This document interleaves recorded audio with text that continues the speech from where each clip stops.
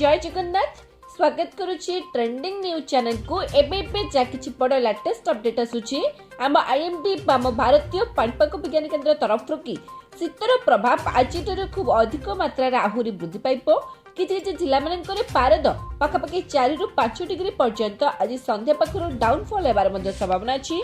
तो जार प्रभाव रे बरफ पड़िला भलिया शीत अनुभूत होई पारे। किछि पहाड़िया अंचल मानकर स्पेशली फुलबाणी कंदमाल दारिंगबाड़ी ए सबु एरिया मानकर तुषारपात हेबार मध्य संभावना अछि। ता सहित आउ किछि जिला मानकर कोला पाग करबा सहित उपकूलवर्ती जिला मानकर झिपिझिपि वर्षा मध्य होई पारे। कहीं आसंता 2 ରୁ 3 दिन मध्य एक साइक्लोनिक सर्कुलेशन एक घूर्णिबलय सृष्टि होबार यथेष्ट अधिक संभावना अछि तमिलनाडु उपकूल बंगोपसागर रे। तो जार प्रभाव रे आसंता 3 ରୁ 4 दिन मध्य आम ओडिशा आउ किछि उपकूलवर्ती जिला मानकर पाग मेघुआ करबा सहित झिपिझिपि वर्षा किछि एरिया मानकर लो टू मॉडरेट रेन बा स्वल्प रु मध्यम धरणर वर्षा होबार यथेष्ट अधिक संभावना अछि। ता सहित आज ही किछि जिला मानकर प्रबल ठंडा हेबा सहित घन कुहुड़ी पड़िबार मध्य संभावना अछि जोथिपाई कि सतर्क सूचना जारी करा जायछि। तो प्रकृत रे केउ जिला मानकर केते प्रबल ठंडार परिमाण वृद्धि पाइबो आगको पाग मेघुआ रहबा सहित केउ जिला मानकर झिपिझिपि वर्षा हेबो केउ जिला मानकर वर्षार परिमाण टिके अधिक रहि पारे। तो ए सब को जानिया पय निश्चित वीडियो को शेष पर्यंत देखंतु। नुआ करी चैनल को आस्तिले चैनल को सब्सक्राइब करके पाखरे आसिबा बेल आइकन को प्रेस करी ऑल नोटिफिकेशन को ऑन करंतु। लघुचाप वर्षा बन्या बात्यार सबठारु फास्ट आउ लेटेस्ट अपडेट आपण मानक पाखरे पहुंची जिवो। तो डेरी न करी आरंभ करबा कोन।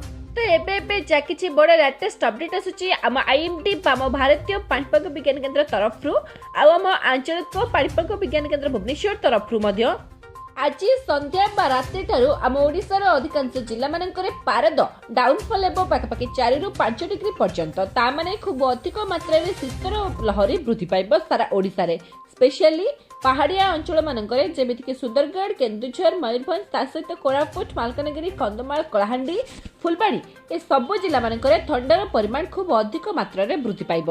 तो आगको आउ 8 ରୁ 10 दिन मध्य किछि जिला मानकर तुषारपात हेबार मध्य संभावना रहउची ता सहित घन कुहुड़ी मध्य आज ठारू वृद्धि पाइब। गत कलिटारू कुहुड़ी पडुची आपण माने देखबा पई पाउथबे आ सेमिति आज ठारू घन कुहुड़ीर परिमाण मध्य वृद्धि पाइब जोथि पई कि कड़ा सतर्क सूचना जारी करा जायछि कारण अकस्मात दुर्घटना मध्य हेई पारे सेति पई निहाती सतर्क सचेतन रहिबे। ता सहित घन कुहुड़ी रे बुलिला माने देह असुस्थ मध्य हेई पारे। ता सहित वर्षा को नेकी वर्तमान कोन लेटेस्ट अपडेट अछि ना तमिलनाडु उपकूल बंगोपसागर रे एक साइक्लोनिक सर्कुलेशन बा एक घूर्णिबलय सृष्टि होबार यथेष्ट अधिक संभावना अछि जार प्रभाव रे पुणी आम ओडिशा रे किछि जिला मानकर वर्षार संभावना अछि। झिपिझिपि वर्षा किछि जिला मानकर धुआकुतुआ वर्षा 2 दिन भलिया लागि कि रहि पारे स्पेशली कौथी ना उपकूलवर्ती जिला मानकर वर्षार संभावना अधिक अछि। विभिन्न वेदर फोरकास्ट मॉडल माने जा किछि आकलन करूछन्ति कि 19 तारिख 20 तारिख आडकू साइक्लोनिक सर्कुलेशन फॉर्मेशन हेबो आउ जदि एया हला ताहाले तमिलनाडु आंध्र प्रदेश आ ओडिशार अधिकांश उपकूलवर्ती जिला मानकर पाग मेघुआ रहि पारे किछि जिला मानकर झिपिझिपि वर्षा मध्य हेई पारे आउ किछि जिला मानकर लो टू मॉडरेट रेन बा स्वल्प रु मध्यम धरणर वर्षा हेई पारे। ता सहित समुद्र उपकूलवर्ती तलिया अंचल मानकर पवनर बेग मध्य स्वाभाविक ठारू हल्का टिके अधिक रहि पारे। आज ठारू नेकी आसंता 2 दिन पर्यंत किछि एरिया मानकर हल्का कोहला पाग मध्य देखबा पई मिलि पारे।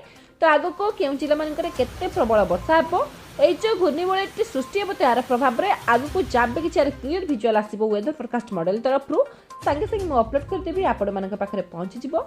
सेति पई हम चैनल सहित नेति जड़ित होई करूंतु। वीडियो भले लागिथिले समस्तक पाखकु शेयर करबा सहित समस्तक सचेतन निश्चित करांतु। शेष पर्यंत वीडियोटी देखिथिबारु आपण समस्तक पुनि थरे हृदय सहित बहुत बहुत धन्यवाद। जय जगन्नाथ वंदे मातरम।